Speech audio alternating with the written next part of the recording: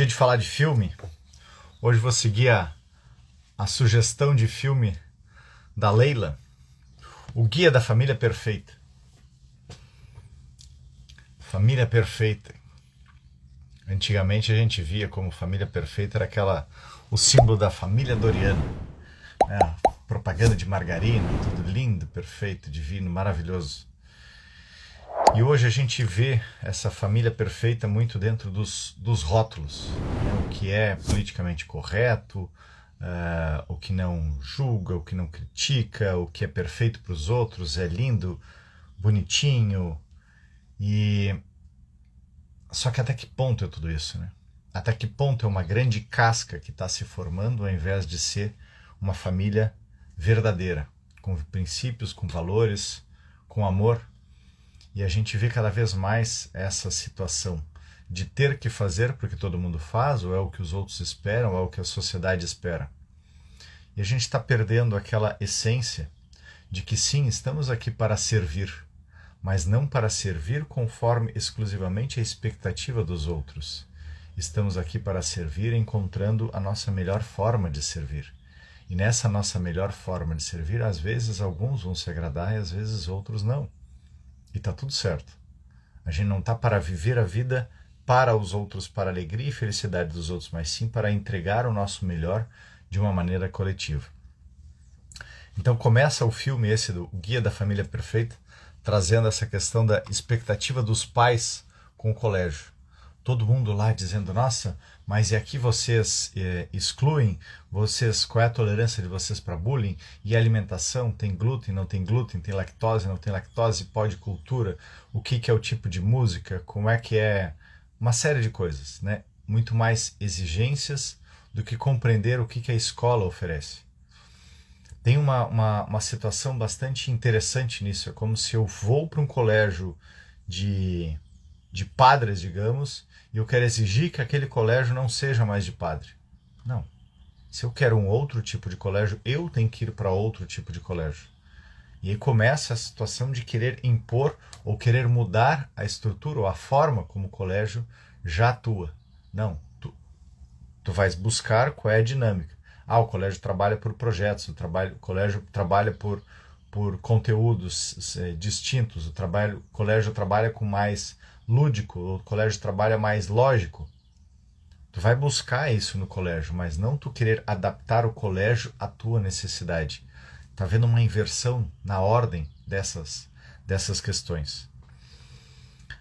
Outro aspecto muito claro, né, de que a gente observa em nós como um todo, e é espontâneo, porque é aquela questão do pertencimento, o quanto já foi feito lá atrás, o quanto a gente ouviu isso, e o quanto, de certa forma, a gente acaba recebendo. A chantagem emocional.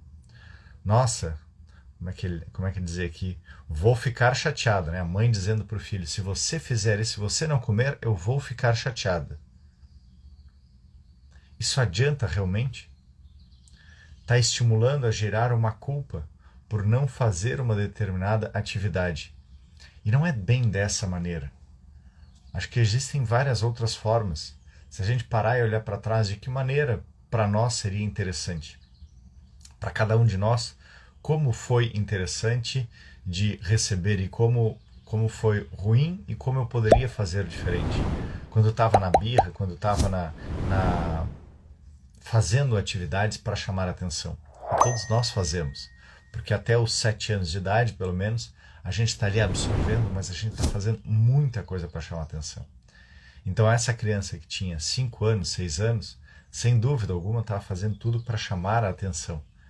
E aí essa mãe entrava nesse aspecto da chantagem emocional. Por quê? Porque foi a forma como ela aprendeu, é a forma como vê os outros fazendo, mas não é esse o caminho. Eu não tenho que colocar o poder, ou não tenho que colocar de que se não fizer vai ter tal outra coisa. Não, vamos lá. Eu posso mostrar a lei de causa e efeito. Olha só, tu não quer ter energia para poder brincar, para correr? Então, se tu joga toda a comida para o lado, tu não vai ter energia depois. E o horário da refeição é esse, junto com todos. Então aproveita e come, junto com todos. Os meus filhos, quando eram pequenos, quando começavam a fazer esse tipo de birra, todos eles fazem um pouco, né? Eu dizia, ok, o horário do almoço é agora. tua próxima refeição, o lanche, vai ser às 4 horas da tarde. Não quer comer agora? Não tem problema. Mas só vai comer depois de novo às 4 horas da tarde. Porque terminava o horário do almoço e aí chegava a dizer, tô com fome agora. Não. Então, às vezes passa por 1, 2 situações para começar a descobrir ali a disciplina, o horário, mas depois começa a se adaptar. E aí percebe, opa, não comer agora realmente vai fazer falta depois. Fiz certo, fiz errado? Não sei. Procurei fazer o melhor e buscando exatamente como é que para mim seria interessante de compreender. Ao invés de dizer, nossa, mas tem tantas crianças no mundo que não têm o que comer e tu tá aí desperdiçando a tua comida. Quem nunca ouviu isso? Ou tantas outras frases de impacto assim. Então cada um vai buscando uma adaptação. Bom dia, bom dia, bom dia. A outra frase do pai, né? Faça isso, senão vai acontecer aquilo. Mas nisso numa situação de punição. Tu tem que fazer, porque senão eu vou te tirar o telefone. Tu tem que fazer, porque senão tu não vai. Tu tem que estudar, porque senão tu não vai poder fazer tal outra coisa. Mas eu tenho que entender essa questão do retirar, não como uma questão de punição, mas como uma questão de causa e efeito. De novo, vamos lá. Ok, tu fez isso, como ele fazia lá. Tu tirar a nota boa, se tu tirar até 5, ganhava $50, se tirasse 10, ia ganhar $100. O único problema é que ela subverteu o sistema daí com isso. Ela utilizava os $100 para poder comprar as provas para poder estudar. Ou para poder colar e aí já está com tudo pronto lá. Até que ponto? Até que ponto essa é a melhor forma? É uma aula de o que fazer e o que não fazer esse filme. O Guia da Família Perfeita. Está no Netflix.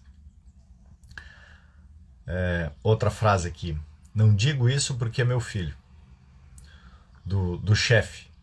Então aqui também, nessa situação, né? Tá lá o chefe do cara, aí tem o filho dele trabalhando na empresa e o filho dele trabalha junto com esse pai de família. Só que o filho dele não quer nada com nada. Nada com nada. E aí sempre foi enaltecido, dourado a pílula. Não, veja bem. Não, acho que você está exigindo demais dele. Está pedindo, olha, vai lá e fecha aquele contrato. Aí o guri foi lá para dizer com ele, não, olha só, não, tá muita pressão. Porque essa questão de tu dizer, olha só, vai lá e fecha aquele contrato, eu me sinto muito pressionado. Tem um aspecto positivo de eu poder dizer isso, mas não dessa forma.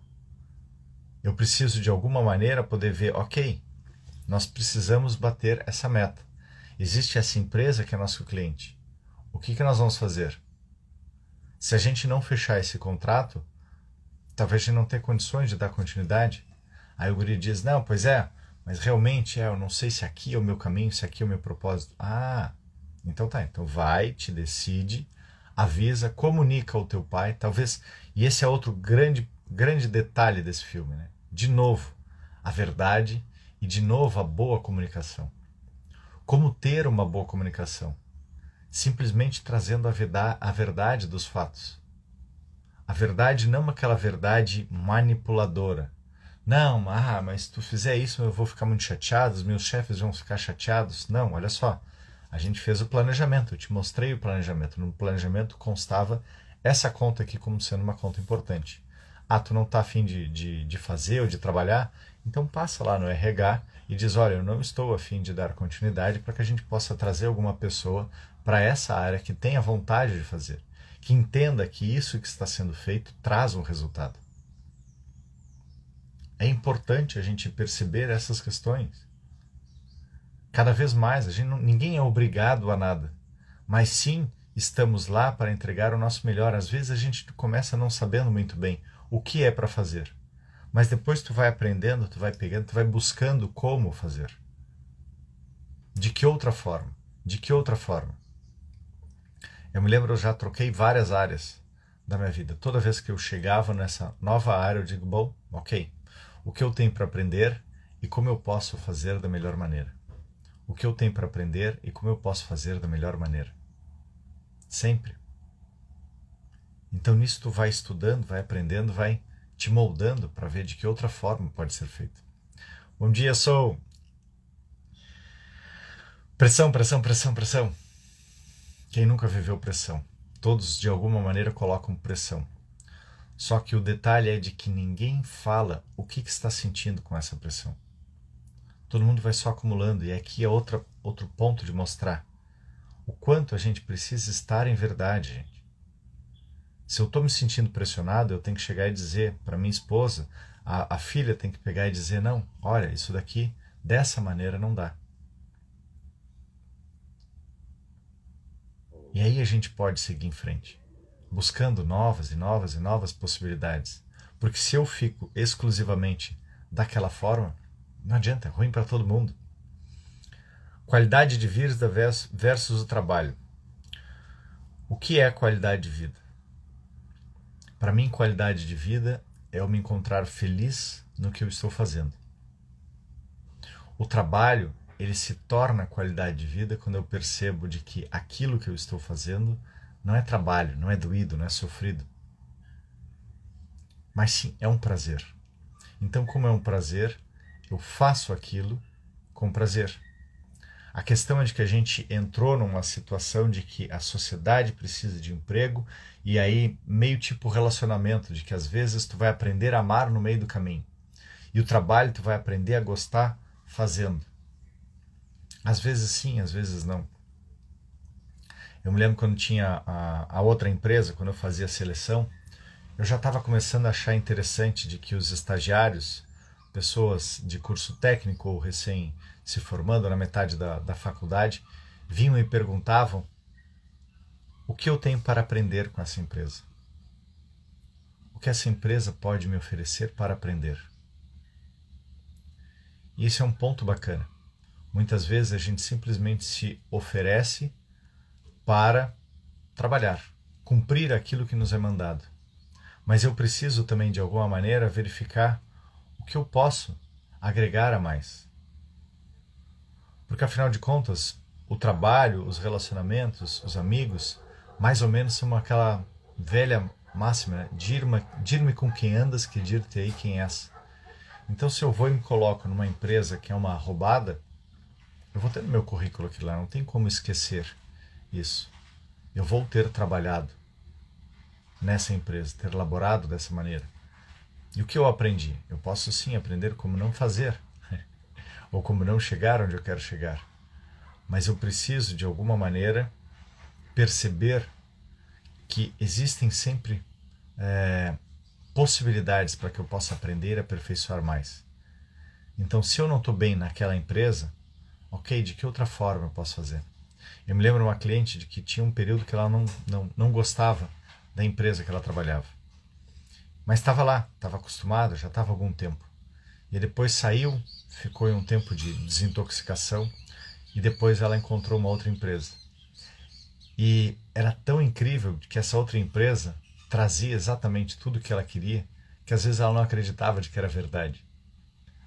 Então, às vezes a gente fica tanto tempo no lugar achando, nossa, mas eu estou ali porque é só isso que tem. Quantas vezes a gente já ouviu e disse, mas é o que tem, mas é o que tem. Não, não é o que tem. Tu vai e observa, tá, aqui tem essa situação. E de que outra forma eu posso viver? Qual é o outro lugar? O que eu amo fazer? E no que tu descobre o que tu ama fazer, vai buscando a transição. Porque não é pelo salário, não é pelo que tu tá fazendo até hoje, é só o que tu fez até hoje. É a questão de tu encontrar o que é a tua vocação, o teu propósito. E ele, no que tu encontrou, o que tu sabe fazer bem, começa a vibrar. E de que maneira poderia ser melhor? Como poderia ter uma empresa que tu poderias entregar tudo isso e ainda assim ser melhor? E ao mesmo tempo, nessa empresa que tu estás, de tu poder aprender o que eu ainda não aprendi aqui, que esse meu ambiente ainda está tão ruim. Aqui vem um detalhe muito importante, né, de que as empresas, assim como o nosso sistema familiar, a gente tem as características para poder trabalhar, as empresas têm um campo mórfico. O campo dessa empresa também me diz quais são os aspectos para eu trabalhar. Aquelas pessoas refletem como é que é a minha vibração. Algumas são um ponto fora da curva para mostrar aquele outro extremo de que eu também tenho a capacidade de ser tão mala quanto aquela pessoa.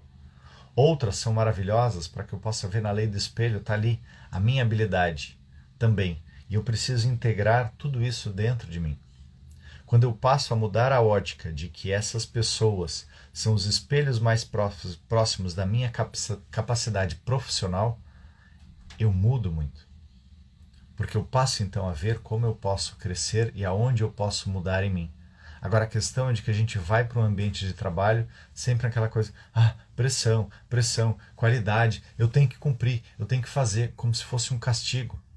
Como se fosse a família consanguínea de que tu não tem como te livrar. Não. Não. Família vai continuar sendo.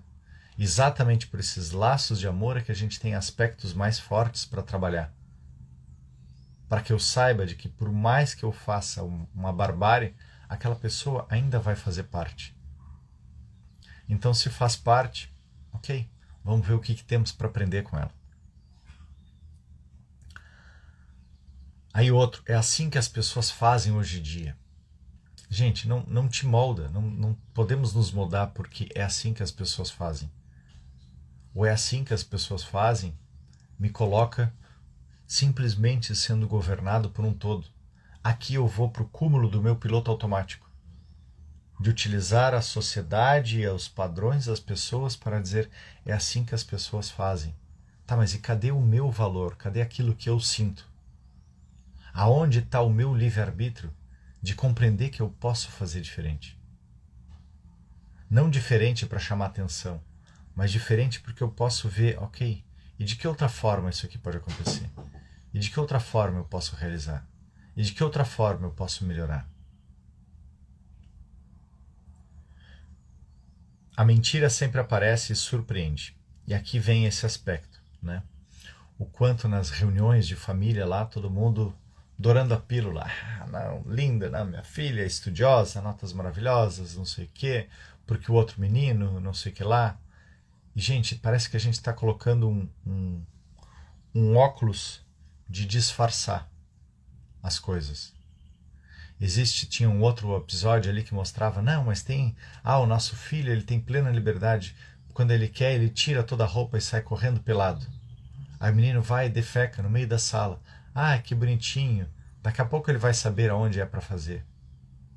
Somos animais? Regredimos?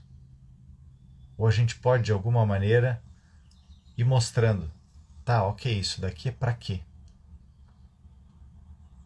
Quem é que é o adulto? Quem é que é a criança? Eu sei que a gente foi ensinado com várias situações bastante rígidas e cerceadoras. Sim, mas como que eu posso ver de que outra forma eu poderia sentir um desenvolvimento sem ser exclusivamente dessa forma tão permissiva? Oi, Leila, tô falando do teu filme aqui, O Guia da Família Perfeita. Porque essa permissibilidade toda é tóxica. Isso não ajuda também. Porque a permissibilidade ela é boa, mas eu preciso perceber que daqui a pouco tem a outra pessoa. E a minha liberdade vai até o ponto onde eu começo a infringir a outra pessoa.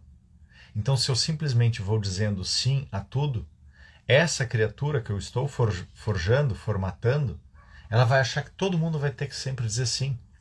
Eu já atendi uma pessoa assim. E ela dizia, Ricardo, o maior problema que eu passei foi que meus pais me deram sempre tudo, eles me criaram na bolha. E ela com 18 anos, aqueles pais morreram, ela disse, nossa, agora eu tive que lidar com o mundo. E vi que mundo cruel esse. E vi que eles me criaram na bolha. E aí o Pettork nos traz exatamente essa questão. Tanto o excesso de amor quanto o excesso de repreensão causam traumas. Vão causar dores. E se vão causar dores, não adianta tu achar que tu deixar o teu filhinho fazer tudo, ele vai se dar bem. Se a gente pegar e analisar o maior índice de suicídio hoje nas faculdades de medicina, principalmente em São Paulo lá, é por quê? Por filhos que nunca tiveram não.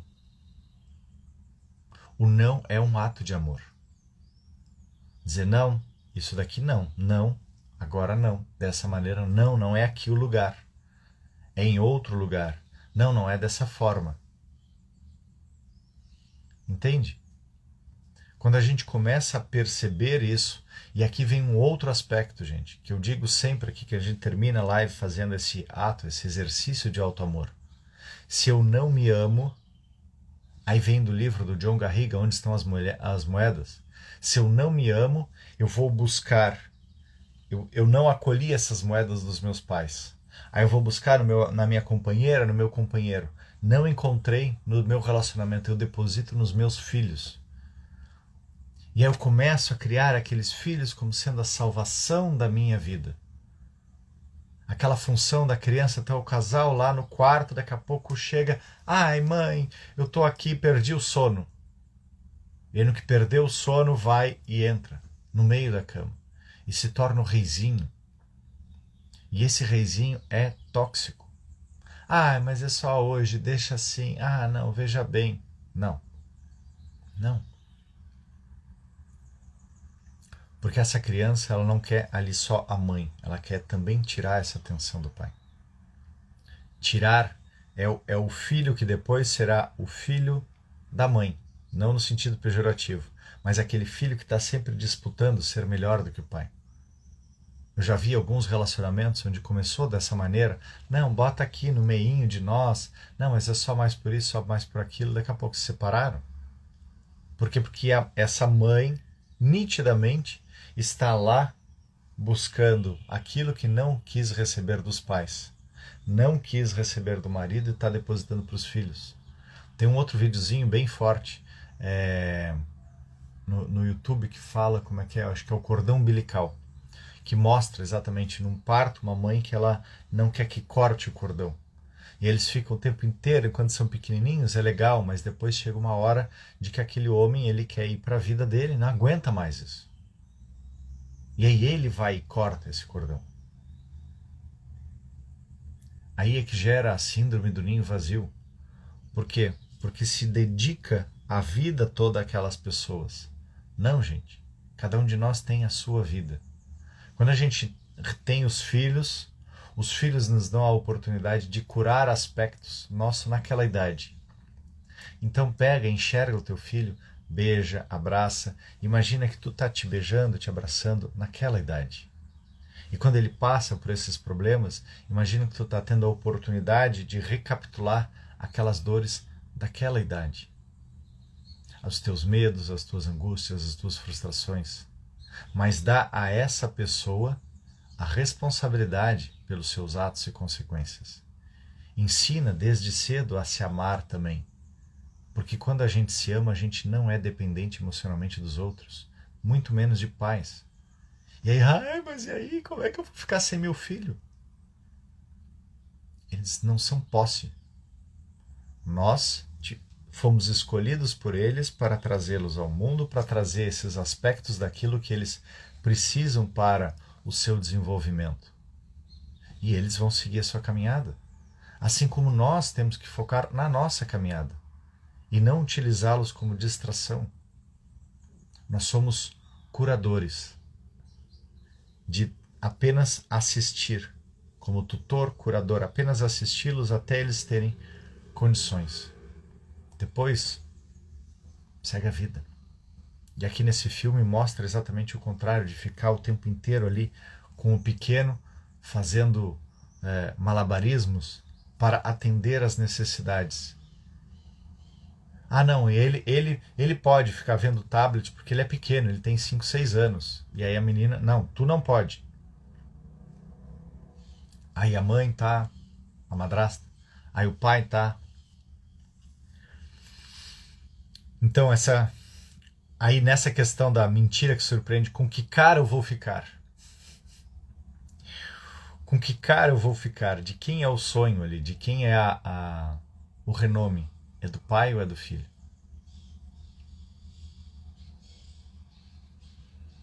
Eu não tenho que ter cara para ficar.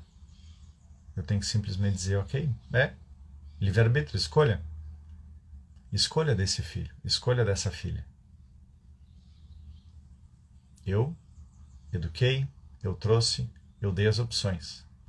o que eu posso fazer, de que outra forma eu posso fazer. Como eu já trouxe, né? Meu filho, quando tinha lá uns 15 anos de idade, juntou os amigos e eu confiava ali nele naquele momento. E juntou os amiguinhos e foram lá para o salão de festas e daqui a pouco me liga o porteiro. E o porteiro diz, quem sabe o senhor dá uma passadinha aqui, acho que os meninos estão meio alterados. Aí eu fui lá ver. Cheguei lá, vi que estava tudo num trago. Tomaram porra, estavam tudo se vomitando lá. Aí tinha um outro pai, aí eu disse, poxa vida, me desculpe. Eu estava ali em casa, mas achei que eles estavam tranquilos e não esperava por essa situação. Quem sabe a gente conversar com eles para poder explicar de que isso não é o caminho. Eles vão ter mais adiante a vida. E eu sempre disse, não, olha só, para beber mais adiante. Não tem idade ainda para isso. Até porque depois tu vai ter o resto da tua vida para te poder beber. E aquele pai ficou meio assim, tal. Eu disse, bom, problema teu. Mas ao mesmo tempo eu digo, bom, se vocês estão com energia, então significa que está sobrando tempo. Se está sobrando tempo, vamos buscar alguma atividade. E na mesma época, o rugby estava recrutando alunos para poder fazer parte do time de base deles ali, bem do ladinho do colégio. Eu digo, pronto, é para já. E diz para ele, olha só, essa tua situação não deve se repetir. Eu já te disse, tu não tem idade para isso daí, tu vai ter o resto da vida para poder ir em frente, então, neste momento, agora, já que tu descumpriu com algo que a gente tinha combinado, tu vai ter que cumprir com uma nova possibilidade aqui, daquilo que eu tô te pedindo. Não adianta eu te dar uma surra, não adianta te botar de castigo, mas eu vou te colocar numa nova atividade. E aí foi pro rugby. E começou lá, e foi muito bacana, porque alguns daqueles colegas entraram juntos. E aí ele pôde aprender a disciplina, respeito e uma outra forma de time, de equipe. Então, quanto o esporte ou atividades, elas realmente podem nos desviar ou fazer encontrar talentos. Poderia ser que, assim como no futsal, que ele não encontrou o talento dele, ou no judô, que também não, ou nas travessias, na natação, ele gostava bastante, mas ali foi uma outra forma. E trazia ele já para uma outra idade que podia desbravar e trazer o seu melhor. Apoiei, fui a muitos jogos e tudo mais, inclusive quando ele veio para Porto Alegre também, ele até começou a participar do time daqui, mas depois entrou o Covid, entrou o Covid já na sequência, e aí não deu para dar continuidade, mas é isso, a gente buscar de que outra forma pode trazer o melhor, quer dizer, pelo menos essa foi a minha receita, né? Cada um tem a sua receita, mas não importa o que os outros estão falando ou não estão falando, ali é a reputação dele, não é minha. Ali outro absurdo, né? A gente está endeusando as fases que não são para isso. Até que ponto a gente precisa utilizar essa máquina de festas e eventos?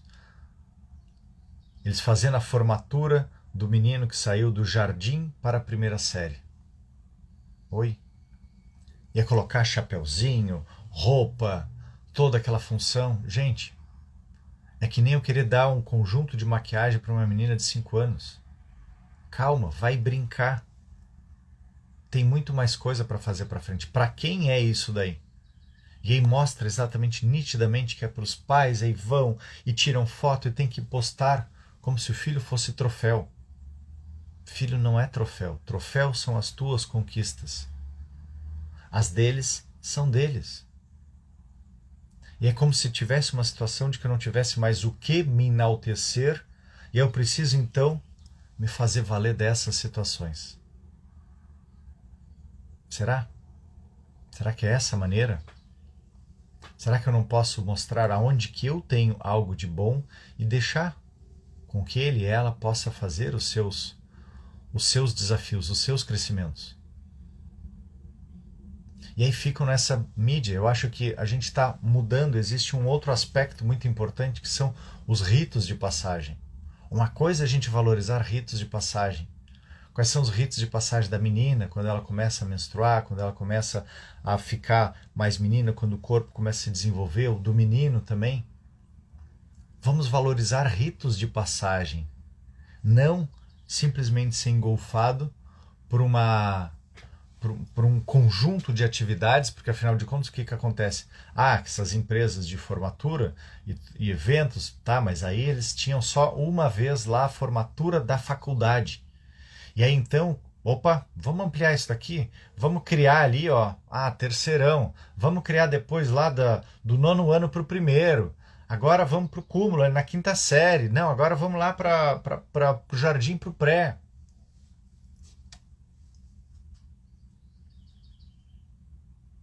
Quem é que está enganando quem? O pior é o conjunto fazer... Não, a gente faz porque... Não, só um pouquinho. Existem coisas que são importantes e coisas que são importantes. Nem tudo tem que ser dessa maneira. E aí eu começo a colocar um fardo, como chegar e colocar lá para as crianças pequenininhas, não, tem que botar o vestido, o salto alto, não sei o que. Não. Vai viver a tua fase. Eu brinquei de carrinho de ferro até os 14 anos de idade. E não me arrependo. Porque hoje não faz mais sentido eu pegar o carrinho e brincar. Mas lá naquela idade, para mim fazia. Então, essa infância é para ser vivida como infância. A menos que eu, perdi o pai, perdi a mãe, eu escolhi um conjunto aqui de que eu tive que me chamar mais cedo. Mas eu vou trazendo junto responsabilidades. E nisso eu posso tornar adultos saudáveis. Quantos são os adultos que a gente vê hoje que pularam fases? Simplesmente não tiveram essa fase de adolescência lá, de fazer as festas e tudo mais. Aí depois casa, tem os seus filhos, separa e aí parece um adolescente. Por quê? Porque a gente tem fases para viver. E eu preciso viver essas fases. Ritos de passagem. Todo mundo faz. Aqui outro aspecto muito importante, gente. Pais são pais, não amigos. Não tira teus filhos para teu MMA, meu melhor amigo. A gente tem que ouvir.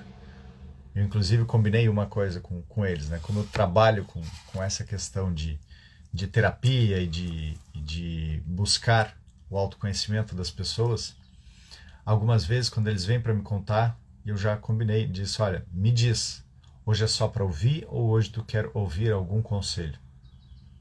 Não, pai, hoje é só para ouvir. Então tá, beleza, tô aqui. Pai, para te acolher e simplesmente ouvir tudo isso. Depois, talvez em outro momento, possa trazer alguma sugestão, mas naquele momento é o momento do acolhimento. E existem coisas que, felizmente, eles não vão revelar para nós, porque não são para isso. Eles vão contar para os seus amigos. Eu não tenho que saber tudo da vida, nos mínimos detalhes. A única coisa que eu sempre procurei fazer com os meus filhos é eu quero só saber em que fase vocês estão. Já está beijando na boca? Já está se relacionando? Já está querendo aprontar, querendo beber? É só isso. Que fase vocês estão? Para eu poder ajustar a minha linguagem e entender o comportamento. Não quero saber os detalhes. Porque isso eles vão falar com seus amigos. Os pais são exatamente para ter o diálogo, para poder orientar em alguns aspectos. O livre-arbítrio é deles, a escolha é deles. Mas ali o meu filho está entrando nas drogas, ok? Tira o que for de recurso, leva então lá para dentro, mostra uma cracolândia e tudo mais, para de tapar o sol com a peneira, vê, cara, tu vai ser preso, é isso que tu quer? Se te pegarem com essa droga, ou tu dá o fim disso daqui, ou eu vou te denunciar para a polícia. Tu quer ver o que é ser preso? Eu te mostro o que é ser preso.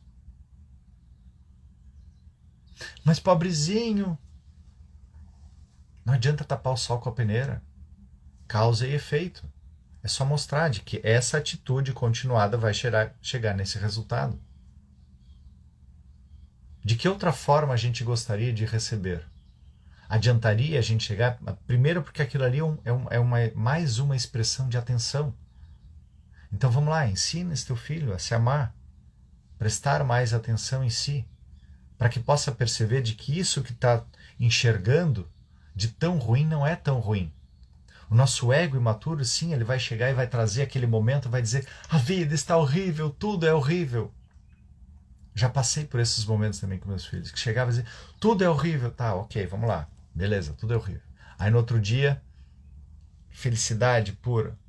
Tudo é horrível? Peraí, só um pouquinho. Cadê o horrível de hoje? No outro dia, outra alegria. Cadê? Tudo é horrível? Não era tudo horrível? O que está horrível? O nosso ego imaturo, ele pega a partícula, coloca lente de aumento naquilo lá e torna isso a vida. E eu preciso mostrar para essa pessoa que está em formação de que isso não é a vida. De que a vida tem altos e baixos, sim, sempre vai ter. Mas isso daqui não é o todo. E a gente está sendo forjado a lidar com essas adversidades. A emoção, o envolvimento com a sociedade não vai nos impedir e não tem como evitar de que a gente venha a sentir emoções e ter sentimentos. Emoção é o impulso do corpo, sentimento é a minha interpretação daquilo. Ainda ontem estava falando isso na Escola das Emoções, terminamos um programa lindo para uma empresa lá, para ensinar exatamente a se perceber. Começar por isso, a se perceber, saber que existe um ser aqui, saber que se eu tiver uma respiração boa, adequada, eu consigo de alguma maneira, estar melhor. Então a gente precisa voltar a olhar para si, voltar a ensinar o auto-amor, mostrar lei de causa e efeito. Como naquele outro filme que a gente tinha visto também, que eu não me lembro o nome dele. O medo de decepcionar. Todos nós temos medo de decepcionar. Todos nós temos medo de passar por uma decepção. E o que é a decepção? A decepção é a super expectativa por algo. Errar é humano. Persistir no erro é burrice. Errar é humano. Todos nós vamos errar. É óbvio que nossos filhos vão errar. É óbvio que em algum momento eles vão pisar na bola. Nós pisamos na bola. Por quê? Porque estão aprendendo. Para descobrir qual é a forma de fazer. E nessa situação a gente poder trazer um embalo de ver, de que outra forma pode ser feito. Eu me lembro quando os meus filhos eram pequenos, estavam lá aprendendo a estudar. E o meu filho rapidamente, ele pegou uma maneira, e aí a filha estava buscando uma maneira, e eu dizia, vai testando infinitas formas. O pai aprendeu dessa maneira, não sei se foi a melhor. Tua mãe aprendeu dessa outra. Teu irmão faz dessa forma. Vê que outras formas. Pode ser que tu precise, como eu já precisei, de ficar caminhando e falando, ou anota na parede, cria resumo. Tem infinitas formas, mas vai testando. E aí passou 1 mês, 2 meses, ela chegou para mim, pai, achei a minha forma de estudar. Sim. A gente precisa encontrar as nossas formas de estudar. Não quer dizer, como meu pai chegava e me trazia, não, pois é, porque eu fiz assim, assado. Eu disse, pai, eu não consigo dessa maneira. Essa tua forma eu não consigo. A tua forma é completamente lógica, cartesiana, e eu com TDAH, sem ter a menor noção, não conseguia, porque eu me dispersava. Eu precisava encontrar uma maneira de que aquilo me estimulasse, me instigasse. Bom dia, Levi. Criação de filhos, muito bom, gostei. Me fez refletir. O adulto dá a importância que o jovem merece? É? E não só isso, né? O adulto consegue ver as suas dúvidas, os seus dilemas no jovem, ou ele simplesmente quer impor a forma como recebeu? Muitas vezes a gente faz isso. Eu já me vi lá no começo fazendo, depois de ok. Ricardo, reflete como que tu gostaria de ter recebido. De que forma poderia ter te ajudado? E é quando a gente começa a ver outras possibilidades, a gente passa a ver. Aí sim é uma forma de relacionamento saudável. De eu trazer isso e buscar estimular a esse filho para que ele possa encontrar, mas não dourar a pílula. Pois é, não, tá tudo bem. Não, deixa assim, o pai resolve, o pai faz depois o trabalho. Não.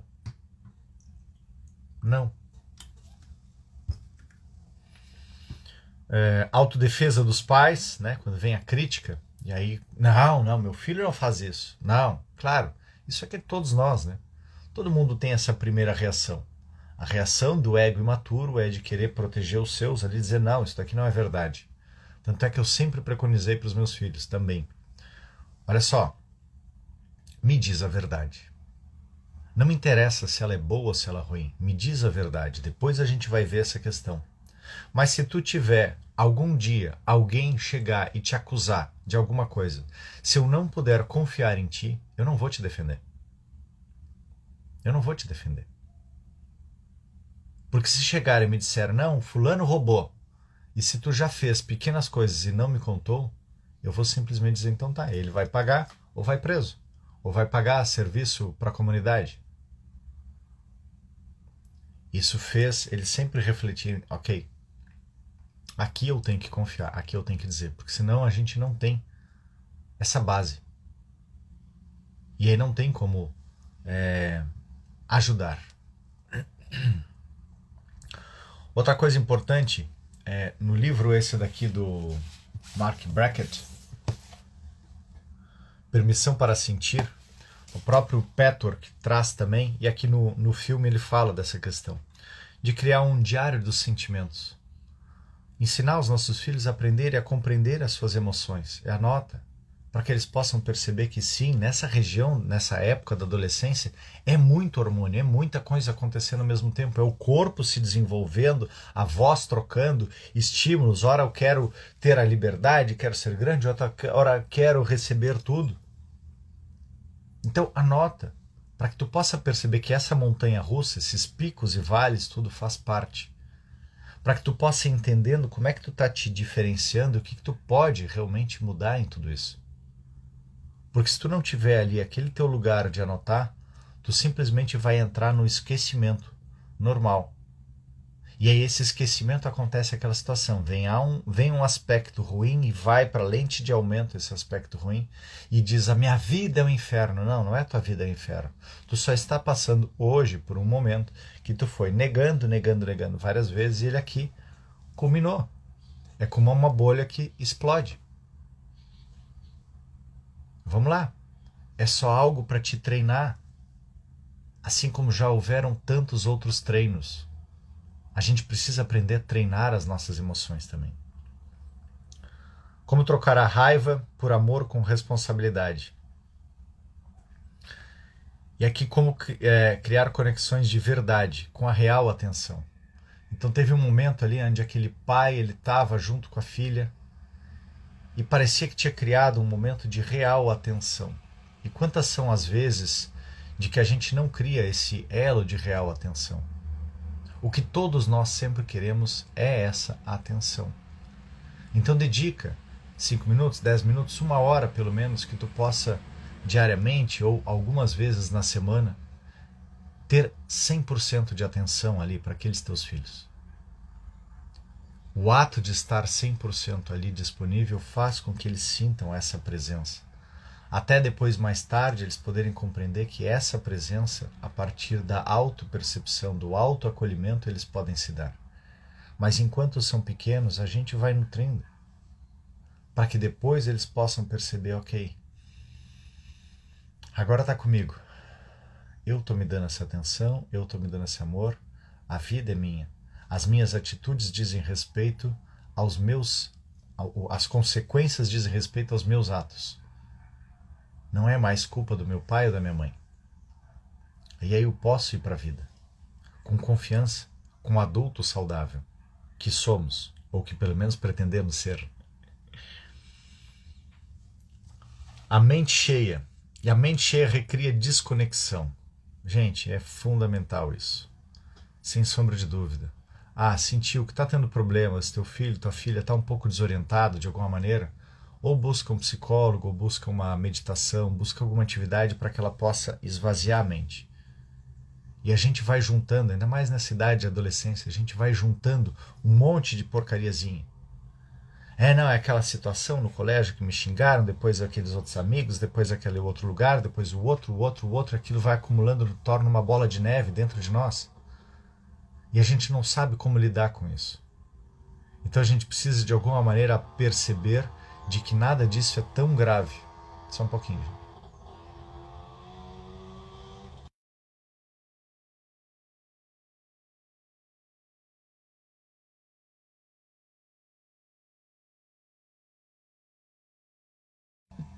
Hora do meu amigo barulhento passar por aqui. Então, quando a gente começa a perceber que a gente tem condições de ir evoluindo, de ir aprendendo, a gente pode ir mais longe. Esse problema todo que a gente vê hoje é o excesso de permissão e falta de olhar para dentro. Perceber o que é tudo isso que está cheio na minha cabeça.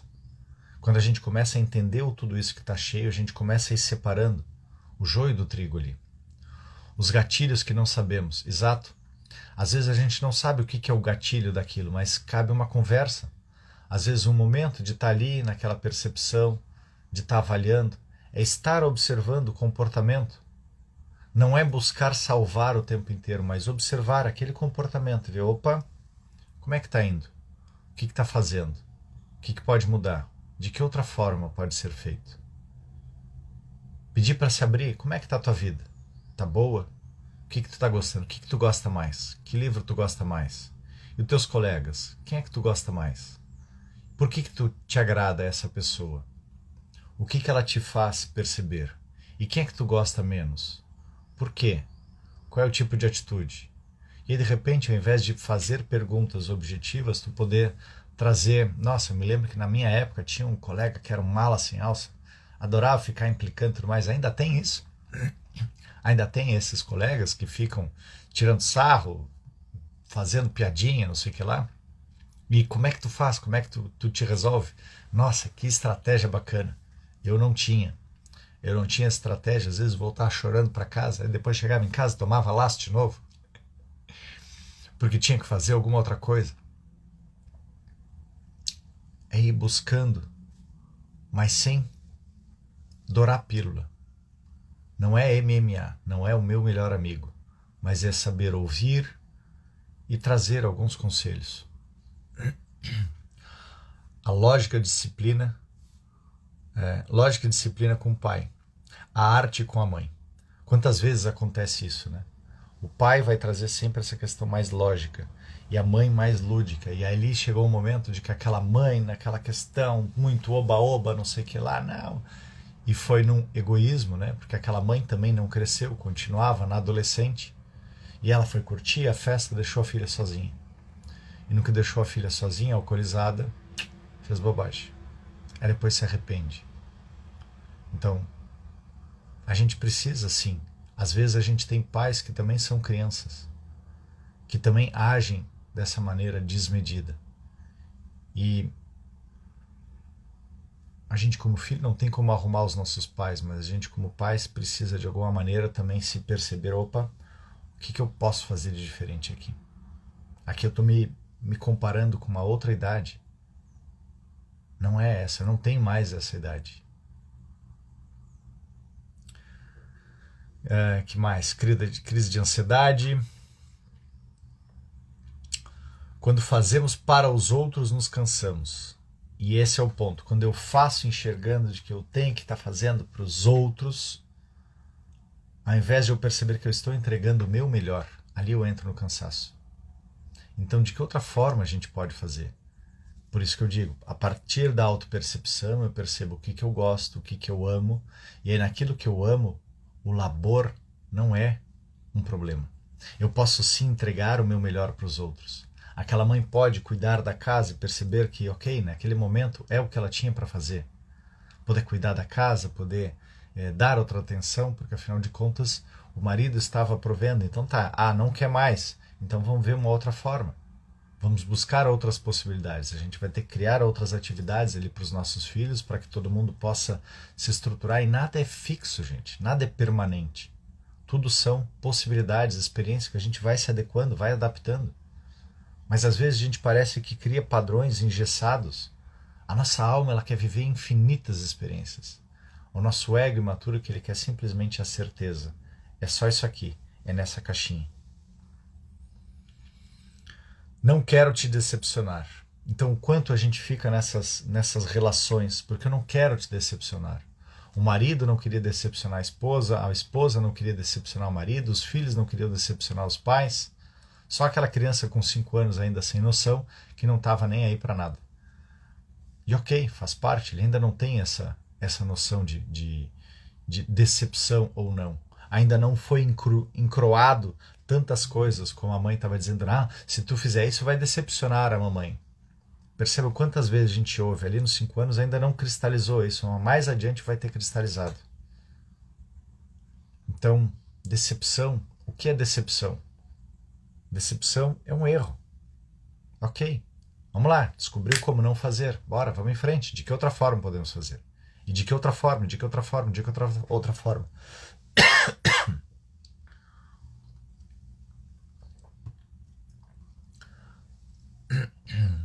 E aí, criar atividades para os filhos. Porque na falta de perspectiva, a aparente solução parece tirar a vida. E não é isso, gente. Nunca é solução tirar a vida. Mas é um engolfamento tão grande de pensamentos que não parece ter outra saída. Principalmente por essa situação de eu vou decepcionar, então eu não quero mais decepcionar. Vamos lá, conversem com seus filhos. Digam, nada paga a tua vida. Por maior que seja a tua decepção, eu vou sempre te amar. E todas as decepções, todos os problemas, todas essas questões são sempre aspectos para que a gente possa se fortalecer, se tornar melhor. Quando a gente atravessa o medo, essa ilusão, a gente consegue chegar a alguém mais forte. Então isso é sempre muito importante de ser claro, de ser explícito. Eu já passei por isso. Já tive vontade de simplesmente dar o game over por uma grande decepção. Eu disse, bom, se é isso, então tá, não faz mais sentido. Mas naquela época, em nenhum momento chegaram e disseram, não, tua vida sempre vale mais. Por isso que depois eu fiz isso com meus filhos, não, tua vida sempre vale mais. Vamos buscar uma outra forma, vamos buscar uma outra forma. E sempre que a gente sabe que existem outras e outras e outras possibilidades, a gente pode ir em frente, percebendo que todos os desafios, todos os percalços da nossa vida não são para nos derrubar, são para nos formatar, para nos tornar resilientes, para nos tornar mais capazes. A gente não veio à toa buscar os desafios, esses desafios são para nos tornar pessoas melhores. Então, não seja o MMA do teu filho, haja como pai, não deposita, com pai e mãe, não deposita todas as expectativas nele, te coloca como um curador para que esse filho, filha, possa seguir a sua vida. E o resto, cuida de ti. Utiliza como espelho. Devemos sempre cuidar de cada um de nós. Quando a gente começa a ter neto, então, esses netos nos trazem de novo a possibilidade da gente ver toda aquela nossa fase da criança. O que poderia ser diferente? E de que outra forma? Como eu posso também me colocar aqui a dar essa atenção? Deixa, o papel de educação é dos pais ali. O papel do avô e da avó é de poder nutrir com aquele amor, sem o compromisso de toda a educação. Claro que também não vai ser deseducador, né? Mas de que possa, dentro da sua experiência de vida, rever o que pode se ajudar para esse novo ser que está vindo. De uma maneira que possa ser mais autorresponsável, que possa ter mais autopercepção, que possa aprender a se amar quanto antes. Quanto antes a gente puder ensinar os nossos filhos a se observarem, a se amarem, eles vão poder aprender a ter autorresponsabilidade. E aí não existe mais decepção. É causa e efeito deles. Ok? Beijos e abraços, um ótimo dia. Esse foi o filme, comentários do filme O Guia da Família Perfeita, que está no Netflix. Assistam, traz muitas reflexões, muitas questões assim de ver. Quando eu vi o filme eu fiquei chocado, assim, de meu Deus do céu. Realmente existe isso. Ok? Até amanhã, sexta-feira, dia de a gente celebrar, de revisar toda a semana, ver tudo de maravilhoso que a gente fez, para que a gente possa nutrir esse nosso ego imaturo que acha que só acontece coisa ruim, de aspectos bons e de perceber que sim, a vida segue, a vida anda e a gente aprende. Aprende, tropeça, cai, mas levanta. Levanta a cabeça, dá a volta por cima e segue o baile. Vambora. Beijos, abraços. Fui!